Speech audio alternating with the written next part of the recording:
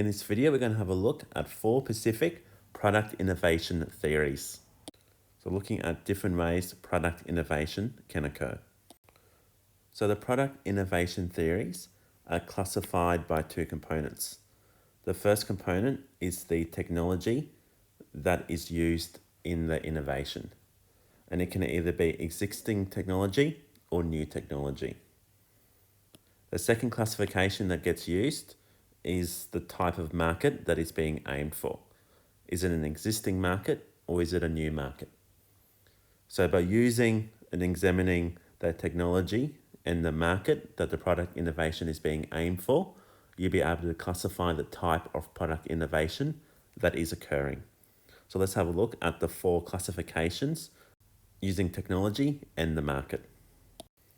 So the first classification is where you are using existing technology and aiming it at an existing market, and that is called incremental innovation. The second type is where you are still using existing technology, but you're taking that technology and aiming it in a new market, and that is called architectural innovation.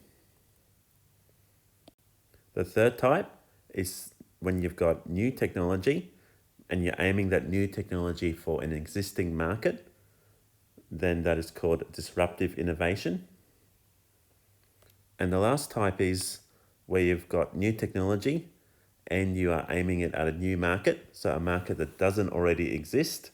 It is called radical innovation.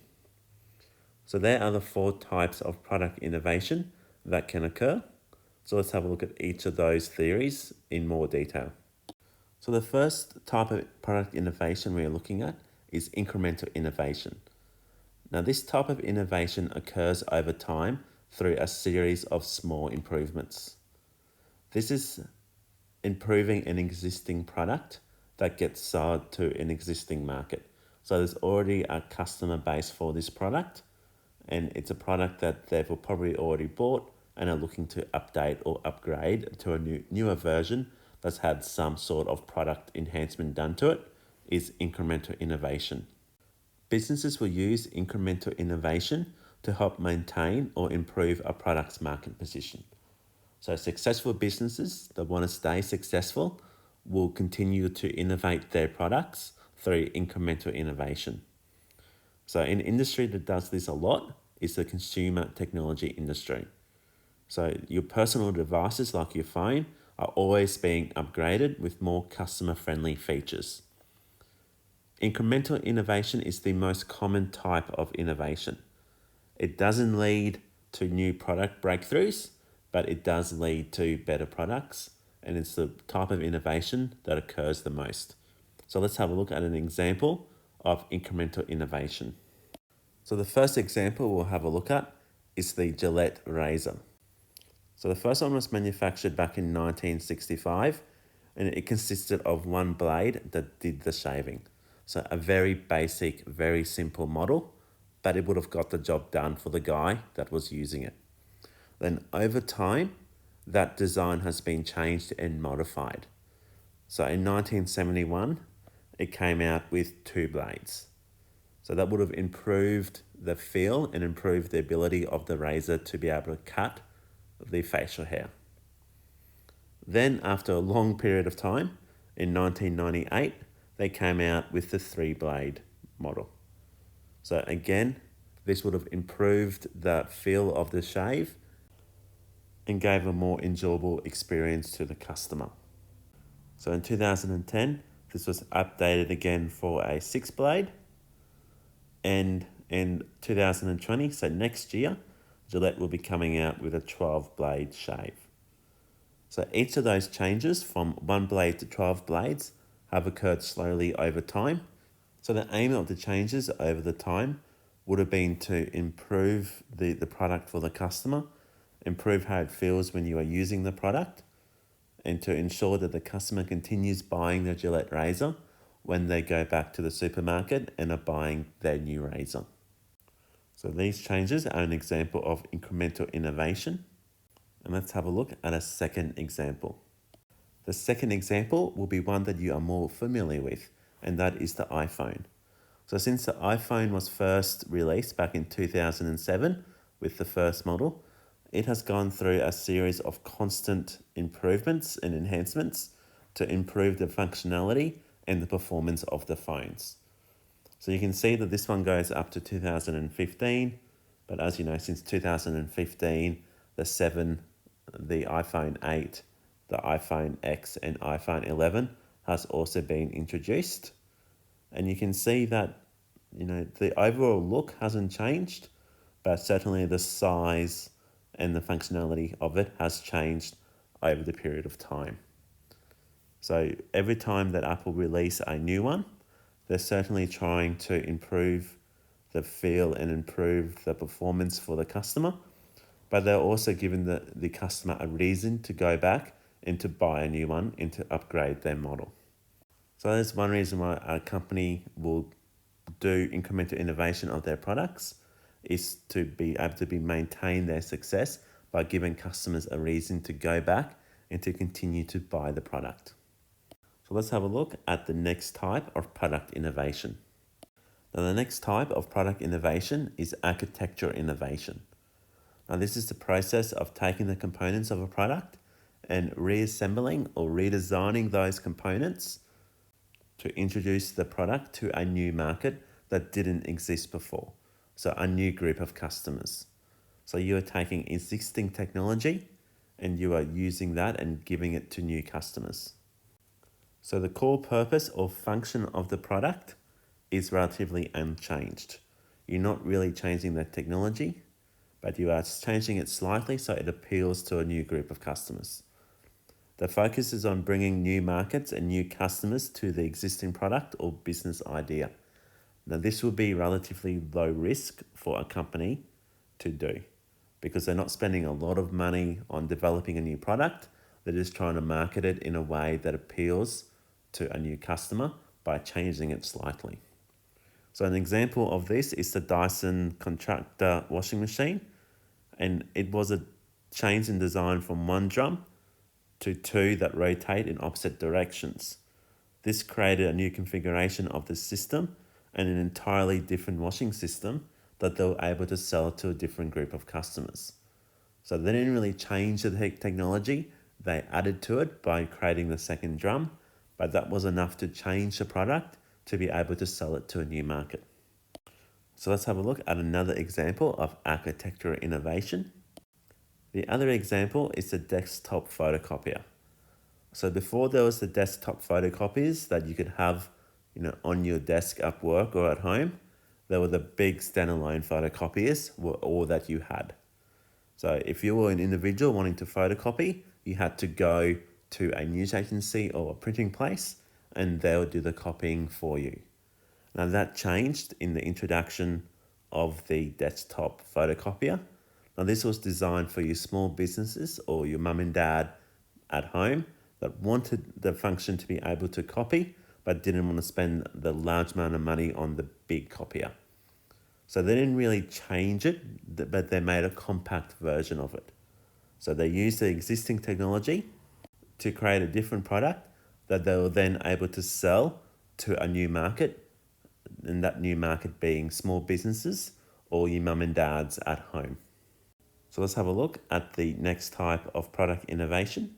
So the next type of product innovation is disruptive innovation. Now this is a type of product innovation that you are probably more familiar with. It is taking new technology and giving it to existing markets. So disruptive innovation is the processes by where a smaller business with fewer resources is able to successfully challenge an established incumbent business in the market. Now this is done by creating a product with functionality that is more suitable to an overlooked group of customers. Now this process would normally result in lower prices for the customers. After the initial disruption occurs, the company or the business will continue to develop and improve their offering and eventually become the mainstream market offering for that product or service. So let's have a look at a couple of examples of what has been disruptive innovation that has occurred over the past few years. So the first example is Netflix. So before there was Netflix, there was the DVD stores where you could go and rent a DVD, take it home, you can watch it, and then you could return it. And you either had overnight or you might have 3 days or a week to be able to watch it and return it, depending on how new of a release it was and how much you paid to hire that DVD. And obviously before DVDs, it was VHS videos. And then along came Netflix, and it disrupted the market for the DVD stores. So instead of having to get in your car and drive to the DVD store, browse the store, then choose the DVD, go and hire and pay for it every time, then take it home and put it into your DVD player, you could do all that from the comfort of your lounge chair without having to leave your home through Netflix. And you had access to a lot more options than what your local DVD store had. But even though there was more options, it was more user-friendly because they had the technology to be able to have a look and see what you were watching and then make recommendations based on that. So you don't need to spend a lot of time going through the catalog. You could go through the recommended list and have a list of items that you're probably going to be interested in. So Netflix really disrupted the market for the DVD stores, and eventually the DVD stores have gone out of business because of that, and now Netflix is the dominant player in that industry. So another example of disruptive innovation is Airbnb. So Airbnb, you can go online and you can directly hire a house or an apartment from the people that own it, and you can go and stay there with their permission. Now that has disrupted the hotel industry. So previously, if you're going away on holidays, you had to go and find a hotel to stay in. Now you can forget about the hotel and go and stay in someone's house through Airbnb. Although, unlike the Netflix and DVD stores, Airbnb hasn't killed off hotels, but they are doing significant damage to their business model and will probably eventually become one of the main ways people find and source accommodation when they are away from home. And the last example of disruptive innovation is Seek.com. For those who don't know, Seek.com is a place where you can go and you can search for jobs. Now, before the internet and before Seek, jobs used to be advertised in the paper. So normally on a Saturday, you'd go and buy a paper, you'd go to the jobs classified section, and there would be a lot of jobs advertised in different industries. You'd go through those classifieds, and that's the way you'd find the jobs that are currently available that you might like to put in your resume for. Then along came Seek.